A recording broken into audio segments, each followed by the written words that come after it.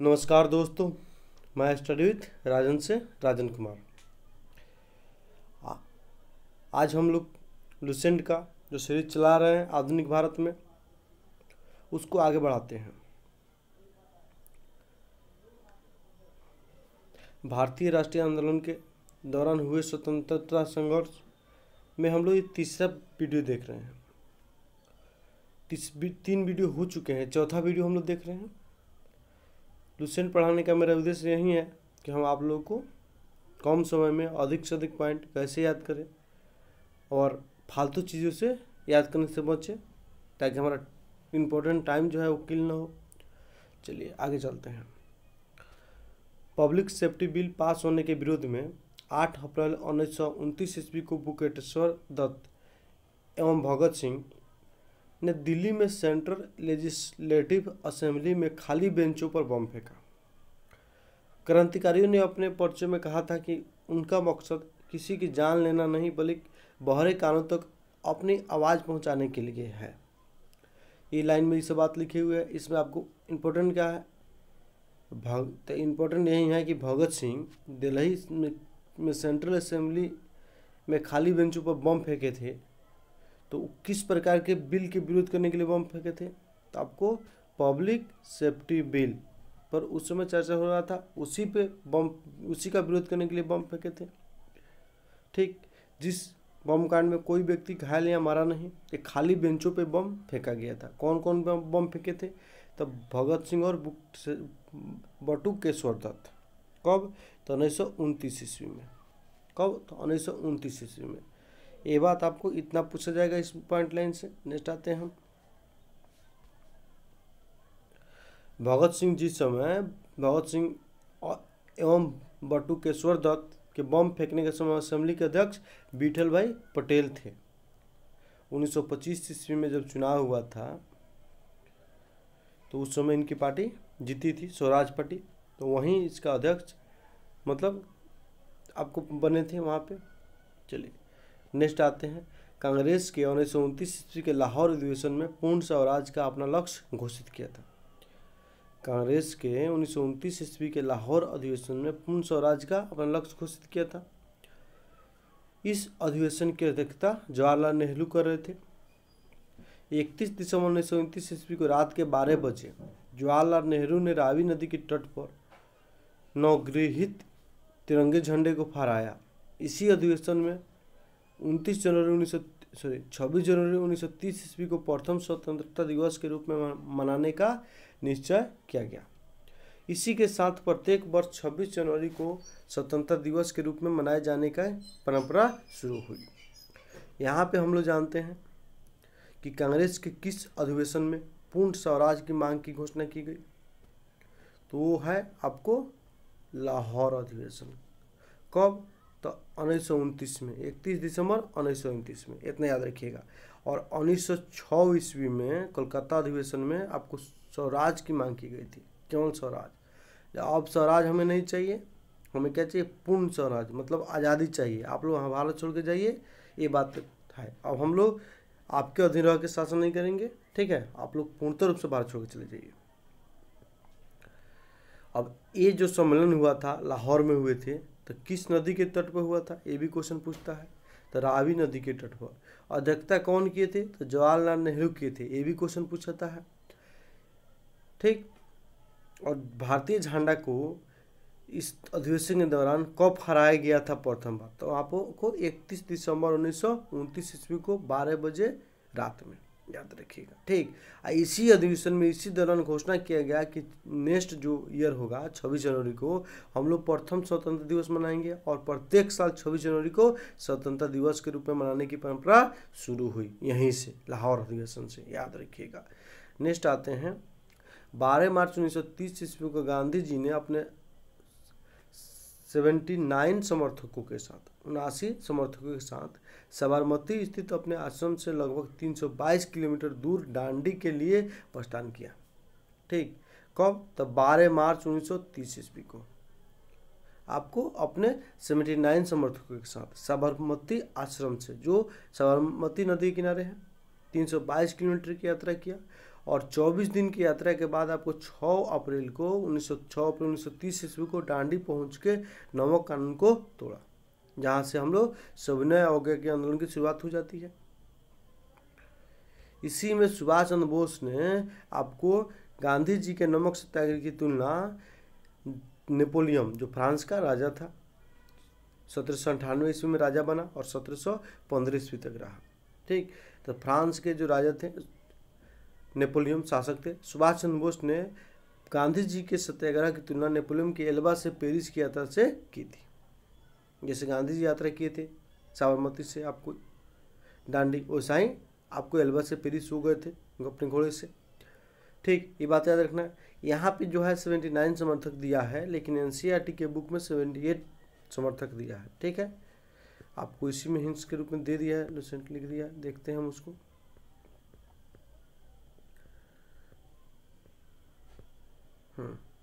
देखिए वर्ग 10 के पेज 11 में समर्थकों की संख्या 78 और दूरी 240 किलोमीटर बताई गई थी। यहीं आप फोकस कीजिएगा, उसको छोड़ दीजिएगा। जब ये नहीं होगा तो वो वाला आंसर होगा जो उसमें दिया हुआ है। ठीक, याद रखिएगा। चलिए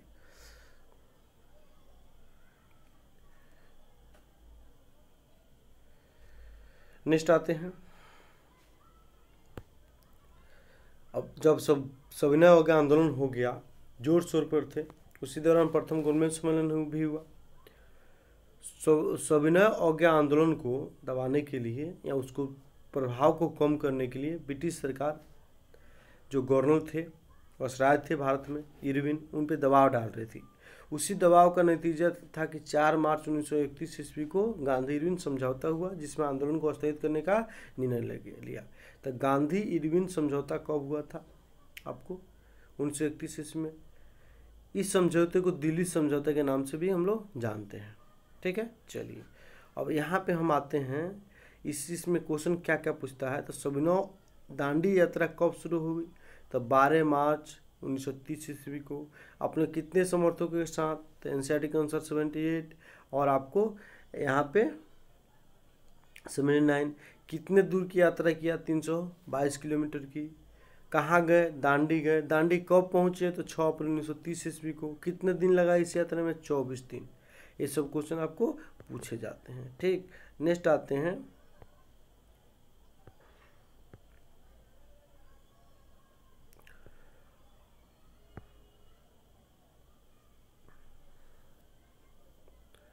उन्नीस सौ 31 ईस्वी के जो 30 के बाद जो 1 साल के बाद हर एक साल कांग्रेस का अधिवेशन होता था, तो 31 ईस्वी के कराची अधिवेशन की अध्यक्षता आपको वल्लभ भाई पटेल की।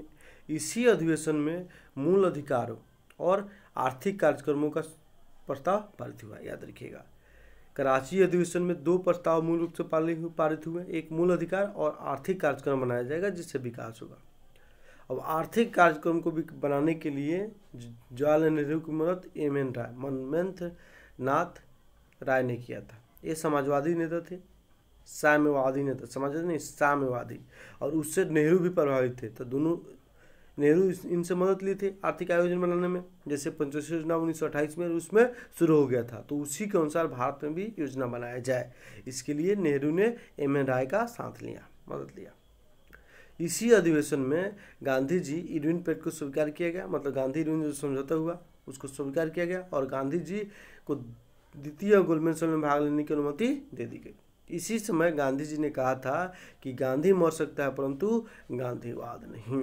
ठीक, तो गांधी मर सकता है परंतु गांधीवाद नहीं किस अधिवेशन में गांधी जी ने कही है? तो कराची अधिवेशन 1931 ईस्वी में। आर्थिक प्रस्ताव और मूल अधिकारों की घोषणा किस अधिवेशन में हुई? मोस्ट इंपोर्टेंट, तो कराची अधिवेशन। कराची अधिवेशन की अध्यक्षता किसने किया? सरदार वल्लभ भाई पटेल। ठीक, और आर्थिक आयोजन जो हुआ, आर्थिक कार्यक्रम जो हुआ, उसका प्रस्ताव बनाने में कौन कौन लोग शामिल थे? तो नेहरू और एम.एन. राय। नेहरू की मदद एम.एन. राय किए थे। इतना बात यहाँ से आप याद रख सकते हैं। दूसरे आते हैं हम लोग। दूसरा गोलमेज सम्मेलन 7 सितंबर 1931 ईस्वी को हुआ। महात्मा गांधी ने कांग्रेस के प्रतिनिधि के रूप में इसमें भाग लिया। ठीक, मतलब प्रथम जो गोलमेज सम्मेलन हुआ था 1930 ईस्वी में, उसमें आपको गांधी जी भाग नहीं लिए थे, कांग्रेस भाग नहीं ली थी। ठीक, द्वितीय गोलमेज सम्मेलन में कांग्रेस गई, ये बात याद रखिएगा। एकमात्र ऐसा गोलमेज सम्मेलन जिसमें कांग्रेस भाग लिया था वो था द्वितीय। परंतु यह सम्मेलन सांप्रदायिक प्रतिनिधित्व के कारण असफल रही थी, याद रखिएगा। अम्बेडकर जो भीमराव अम्बेडकर साहब जो थे वो अपने लिए आरक्षण की बात मान रहे थे, जिस गांधी जी को ठीक नहीं लगा और यह आंदोलन आपको असफल हो गया, मतलब आंदोलन नहीं, सम्मेलन असफल हो गया। प्रथम गोलमेज सम्मेलन 12 दिसंबर 1930 को, मतलब 1930 ईस्वी को हुआ, 12 नवंबर 1930 ईस्वी को। और द्वितीय गोलमेज सम्मेलन आपको 17 नवंबर 1932 को हुआ, ये याद रखिएगा। प्रथम गोलमेज सम्मेलन 1930 ईस्वी को, द्वितीय गोलमेज सम्मेलन 1932 ईस्वी को, द्वितीय गोलमेज सम्मेलन 1931 और तृतीय गोलमेज सम्मेलन 1932 ईस्वी को। ठीक, चलिए।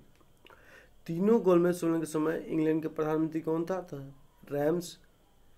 जेम्स रैमजे मैकडोनाल्ड थे, याद रखिएगा। इन्होंने ही सांप्रदायिक पंचायत की घोषणा की थी द्वितीय गोलमेज सम्मेलन, तृतीय गोलमेज सम्मेलन के बाद में।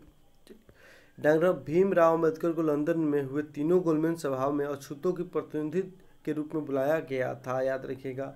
और तीनों गोलमेज सम्मेलन में भाग लिए थे भीमराव अम्बेडकर जी। भीमराव जो गोलमेज सम्मेलन है वो कहाँ हुआ था? तो लंदन में हुआ था, इस बात को आप याद रखिएगा।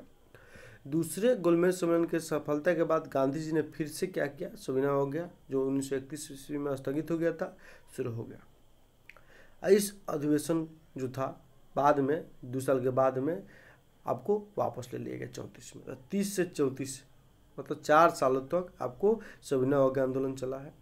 ठीक है, संविधान अवज्ञा आंदोलन के दौरान कुछ घटनाएं हुई।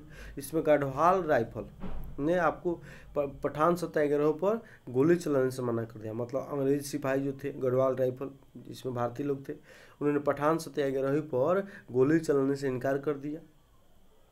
नेक्स्ट आते हैं 23 मार्च 1931 ईस्वी को सुखदेव, भगत सिंह और राजगुरु को फांसी पर लटका दिया गया। ठीक है, लाहौर संयंत्र केस में जिसमें आपको सैंडर्स की हत्या की गई थी, उसी केस में इन तीनों व्यक्तियों को आपको सुखदेव, भगत सिंह और राजगुरु को फांसी पर लटका दिया गया।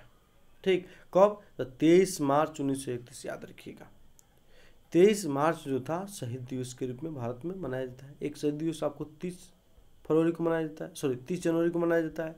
महात्मा गांधी की मृत्यु का हुआ था इस दिन 30 जनवरी 1948 ईस्वी को। एक शहीद दिवस जो है 23 मार्च को मनाया जाता है, जो आपको भगत सिंह, सुखदेव और राजगुरु के फांसी पर उसी दिन लटकाया गया था। इसी के मार्च 1934 ईस्वी को कांग्रेस सोशलिस्ट पार्टी की स्थापना कहाँ हुई थी? पटना में हुई थी। मोस्ट भी जितना भी इसको कर लीजिए।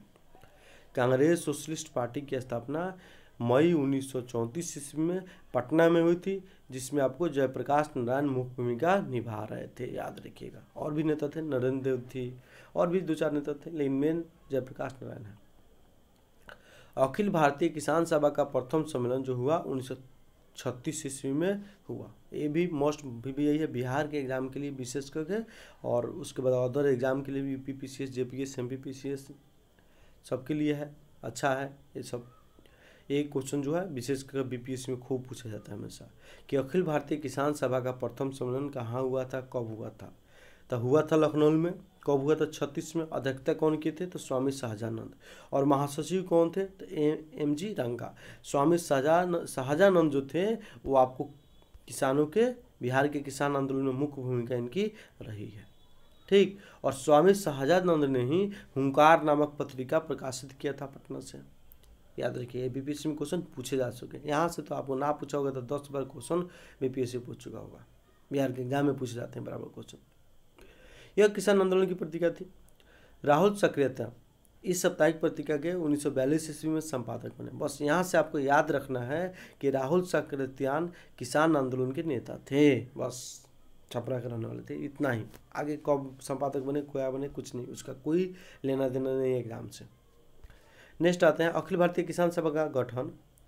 जो सम्मेलन हुआ था उसी समय अखिल भारतीय किसान सभा का गठन भी हुआ लखनऊ में 1936 ईस्वी में। ये बात आप लोग याद रख सकते हैं, याद रखिएगा नहीं, रखिएगा ही, मस्ट भी यही है। ठीक, नेक्स्ट आते हैं हम लोग 1939 ईस्वी में महात्मा गांधी द्वारा प्रस्तावित प्रत्याशी पट्टाभी सीतारामैया को हराकर सुभाष चंद्र बोस कांग्रेस के अध्यक्ष चुने गए। मस्ट भी यही लाइन है। ठीक है। महात्मा गांधी ने 1929 ईस्वी कांग्रेस के अध्यक्ष चुनाव में प्रत्याशी किसको बनाया था? तो पट्टाभी सीतारामैया को, जिनको सुभाष चंद्र बोस ने क्या किया? हरा दिया। इसी पर गांधी जी गुस्सा गए। गांधी जी गुस्सा के आपको त्यागपत्र देने के लिए मतलब बढ़ गए, लेकिन बाद में सुभाष चंद्र बोस त्यागपत्र दे दिए और अपना कांग्रेस से अलग होके, कांग्रेस के भीतर ही, कांग्रेस से अलग होकर नहीं, कांग्रेस के भीतर ही आपको एक नए गुट का निर्माण किया, जिसे फॉरवर्ड ब्लॉक कहा गया। ठीक, तो आपको महात्मा गांधी के प्रस्तावित उम्मीदवार पट्टाभी सीतारामैया को सुभाष चंद्र बोस ने हरा दिए थे। कब? 1939 के चुनाव में। इस चुनाव में उसके बाद क्या किया? सुभाष चंद्र बोस ने त्यागपत्र दे दिया। तो अध्यक्ष कौन बना? तो राजेंद्र प्रसाद बने। ये बात याद रखिएगा। 1939 ईस्वी में जब सुभाष चंद्र बोस त्यागपत्र दे दिए तो उसमें अध्यक्षता कौन किए? तो राजेंद्र प्रसाद जी किए। ये बात आप याद रखिएगा। नेक्स्ट आते हैं 1 मई 1939 ईस्वी को सुभाष चंद्र बोस ने कांग्रेस के भीतर एक नए गुट का गठन किया, जिसे फॉरवर्ड ब्लॉक कहा जाता है। तो फॉरवर्ड ब्लॉक का स्थापना कब किए थे? 1929 ईस्वी में, अध्यक्ष पद से त्यागपत्र देने के बाद में। सुभाष चंद्र बोस ने स्वतंत्रता संग्राम के दौरान फ्री इंडिया लीजन सेना बनाई थी जर्मनी में, याद रखिएगा।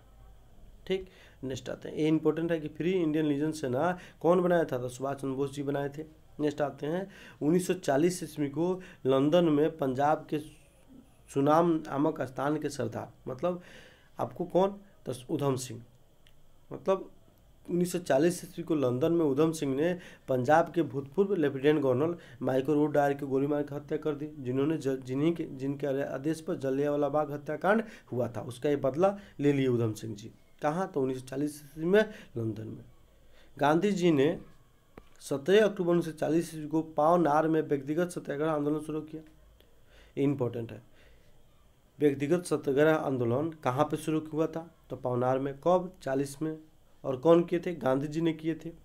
इतना क्वेश्चन यहाँ से बनेंगे।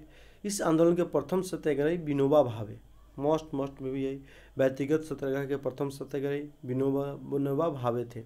और बिहार के प्रथम सत्याग्रही श्री कृष्ण सिंह और दूसरे अनुग्रह नारायण सिंह थे। ठीक, दूसरे सत्याग्रही मतलब भारतीय स्तर पर जवाहरलाल नेहरू हुए और तीसरे सत्याग्रही ब्रह्मा दत्त हुए।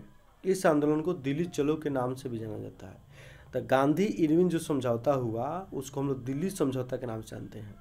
और 1940 ईस्वी में जब आपको पावनार में सत्याग्रह आंदोलन हुआ तो उसको दिल्ली चलो आंदोलन के नाम से भी जाना जाता है। ठीक है, और दिल्ली चलो नारा का जो नारा था उसको कौन दिए थे? सुभाष चंद्र बोस सिंगापुर से दिए थे। ये बात तीनों याद रखिएगा। दिल्ली समझौता आपको गांधी इरविन समझौता कहते हैं, दिल्ली चलो आंदोलन आपको व्यक्तिगत सत्याग्रह आंदोलन को का ही एक नाम है, और दिल्ली चलो नारा जो था वो सुभाष चंद्र बोस ने सिंगापुर से दिए थे। ये बात आप लोग याद रखिए यहाँ से। नेक्स्ट आते हैं 24 मार्च 1940 ईस्वी को मुस्लिम लीग के लाहौर अधिवेशन में अध्यक्षता करते हुए मोहम्मद अली जिन्ना ने भारत से अलग मुस्लिम राष्ट्र में पाकिस्तान की मांग की। मतलब पाकिस्तान की सर्वप्रथम मांग कब की गई? तो 1940 ईस्वी में। मुस्लिम लीग के किस अधिवेशन में? तो लाहौर अधिवेशन में। इसकी अध्यक्षता कौन कर रहे थे? तो मोहम्मद अली जिन्ना कर रहे थे। इतना लाइन इंपॉर्टेंट है। मुस्लिम लीग के 1940 के दिल्ली अधिवेशन में, मतलब लाहौर अधिवेशन हुआ, उसके बाद दिल्ली में अधिवेशन हुआ। ठीक है, जहाँ पे खजी कुलजामाह ने पाकिस्तान नाम से एक अलग राष्ट्र का प्रस्ताव रखा, लेकिन पाकिस्तान नामक शब्द का सर्वप्रथम प्रयोग रहमत अली चौधरी जो ऑक्सफोर्ड यूनिवर्सिटी के विद्यार्थी थे 1932 में रखे थे। ठीक है, लेकिन जब 1940 में पाकिस्तान की मांग की गई तो आपको सम्मेलन में उसको कौन प्रस्ताव रखा? तो खजील कुलजामाह, याद रखिएगा। नेक्स्ट आते हैं 1942 ईस्वी में वर्धा में कांग्रेस ने अंग्रेजों भारत छोड़ो प्रस्ताव पारित किया। याद रखिएगा, भारत छोड़ो प्रस्ताव कहाँ पारित किया गया था? तो वर्धा में। कब? तो 1942 ईस्वी में। ठीक, 7 अगस्त 1942 ईस्वी को कांग्रेस की बैठक मुंबई में ऐतिहासिक ग्वालियर टैंक में हुई। इसकी अध्यक्षता अब्दुल कलाम आज़ाद ने की थी। यहीं पे भारत छोड़ो आंदोलन आपका प्रस्ताव पूर्ण रूप से पारित हो गया। और इसके पहले वर्धा में पारित हुआ था, उसका पूर्ण रूप से यहाँ पे पारित हो गया। ठीक, चलिए कहाँ पे? मतलब आपको मुंबई में कहाँ पे बैठक हुआ था भारत छोड़ो आंदोलन प्रस्ताव पारित के लिए? तो ऐतिहासिक ग्वालियर टैंक में। इसके अध्यक्षता कौन की थे? मोस्ट में भी अब्दुल कलाम आज़ाद। गांधी जी के भारत छोड़ो प्रस्ताव को कांग्रेस कार्य समिति ने 8 अगस्त 1942 को स्वीकृत कर दिया, यहीं पे स्वीकार हुआ। ठीक, चलिए भारत छोड़ो आंदोलन की शुरुआत 9 अगस्त, मोस्ट में भी है 8 अगस्त को ग्वालियर टैंक में हुए बैठक में, मतलब 7 से 8 अगस्त तक चला। जिसकी अध्यक्षता अबुल कलाम आज़ाद कर रहे थे। वहीं पे भारत छोड़ो प्रस्ताव को कांग्रेस कार्य समिति ने पारित किया था। ठीक, और भारत छोड़ो आंदोलन की शुरुआत आपको 1942 ईस्वी को 9 अगस्त 1942 ईस्वी को हो गई। याद रखिए 8 अगस्त को नहीं हुआ है, 8 अगस्त को प्रस्ताव पारित हुआ है, 9 अगस्त को आंदोलन हुए हैं। मोस्ट में भी यहाँ से डेट पूछे जाते हैं कि भारत छोड़ो आंदोलन की शुरुआत कब हुई थी, तो 9 अगस्त 1942 ईस्वी को हुई थी। प्रस्ताव कब पारित किया गया था, तो 8 अगस्त को। प्रस्ताव पारित करने के लिए बैठक कहाँ हुए थे, तो ग्वालियर टैंक में हुए थे। ठीक, और उसके बाद ये भी क्वेश्चन पूछा जाता है इसकी अध्यक्षता कौन किया था, तो अबुल कलाम आज़ाद किए थे। इसमें गांधी जी ने कौन सा नारा दिया था, करो या मरो, डू एंड डाई का नारा दिया था। ठीक, चलिए इसके बाद जब 9 अगस्त को आंदोलन शुरू हुआ, उसके सुबह में ही अंग्रेज सरकार हरकत में आ गई और ऑपरेशन जीरो हावर, मोस्ट भी ऑपरेशन जीरो हावर चला के कांग्रेस और उसके जो वरिष्ठ नेता थे, गांधी जी और कांग्रेस के वरिष्ठ जो भी नेता थे, उनको गिरफ्तार कर लिया गया। ठीक, इस दौरान आपको ये भी क्वेश्चन पूछता है कि गांधी जी को किस जेल में रखा गया था, तो पुणे के आगा खां मॉल में, मोस्ट इंपॉर्टेंट।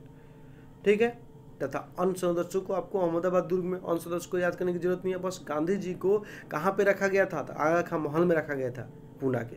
ठीक है, चलिए सरोजिनी नायडू एवं कस्तूरबा गांधी को भी आगा खां पैलेस में ही रखा गया था। पत्नी थी कस्तूरबा गांधी इनके साथ में। 1 साल के बाद कस्तूरबा गांधी 1943 में स्वर्ग सिधार गई, मतलब डेट हो गया उनका। ठीक, और सरोजिनी नायडू जो थे भारत के किसी राज्य के बनने वाली प्रथम उपराज महिला थी, मतलब उपराज बनने वाली प्रथम महिला थी, जो आपको उत्तर प्रदेश की उपराज बनी थी। इतना बात आप लोग याद रख सकते हैं। सरोजिनी नायडू को भारत कोकिला भी कहा जाता है। सरोजिनी नायडू जो थी वो कांग्रेस के संबोधित करने वाली प्रथम भारतीय महिला थी। प्रथम महिला नहीं, प्रथम भारतीय महिला थी।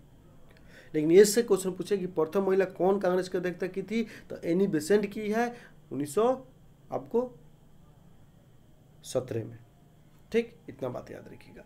नेक्स्ट आते हैं राजेंद्र प्रसाद को। अब बिहार के एग्जाम जो देते हैं वो लोग इसको याद रख सकते हैं कि राजेंद्र प्रसाद को भारत छोड़ो आंदोलन के दौरान बंद करके कहाँ रखा गया था, तो बांकीपुर जेल में। ठीक, और मौलाना अबुल कलाम आज़ाद को बांकुड़ जेल में रखा गया था, इसकी कोई आवश्यकता नहीं है। 1944 ईस्वी को गांधी जी को जेल से छोड़ दिया गया, इसकी भी कोई आवश्यकता नहीं है। नेक्स्ट आते हैं उषा मेहता भारत छोड़ो आंदोलन के समय खुफिया रेडियो चलाने के कारण खासा प्रसिद्ध हुई थी, बहुत ज़्यादा प्रसिद्ध हुई थी। याद रखिएगा, उषा मेहता भारत छोड़ो आंदोलन के समय खुफिया रेडियो चलाने के कारण पूरे देश में विख्यात हुई थी। तब भारत छोड़ो आंदोलन के दौरान खुफिया रेडियो कौन चलाया था, तो उषा मेहता मुंबई से चलाई थी। याद रखिएगा, इतना क्वेश्चन यहाँ से पूछे जाते हैं आपको। ठीक, चलिए नेक्स्ट आते हैं। अब भारत छोड़ो आंदोलन हो गया। भारत छोड़ो आंदोलन के बाद में कुछ घटनाएं घटी है, उसको हम लोग देखेंगे, उसको आज़ादी मिलेगा। तो ये हमारा चौथा वीडियो था। इसके बाद 5वां 6वां वीडियो, 2 वीडियो और आ सकते हैं और ये आपको पार्ट खत्म हो जाएगा। ठीक, वीडियो अगर आप लोग को अच्छा लग रहा हो, ज्ञानवर्धक हो, तो इसको शेयर कीजिए, लाइक कीजिए, सब्सक्राइब कीजिए और कमेंट कीजिए कि अच्छा वीडियो है। अगर ख़राब हो तो आपको डिसलाइक करके कमेंट कीजिए कि वीडियो में ये प्रॉब्लम है, ठीक नहीं लग रहा है। ठीक, ताकि हम भी सुधार करेंगे और अच्छा होगा तो हमारा भी मोटिवेशन बढ़ेगा और आप लोग को अच्छे से और बता पाएंगे। ठीक है दोस्तों, चलिए नमस्कार दोस्तों।